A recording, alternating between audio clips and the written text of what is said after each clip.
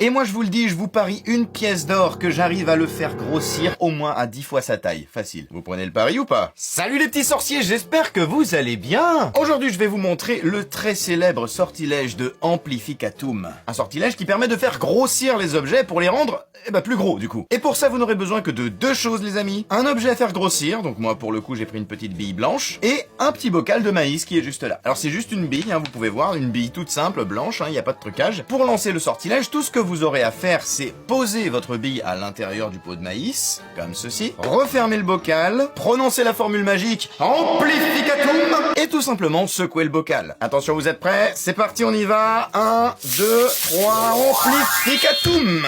Et c'est fait. Bah dis donc, elle a vachement grossi.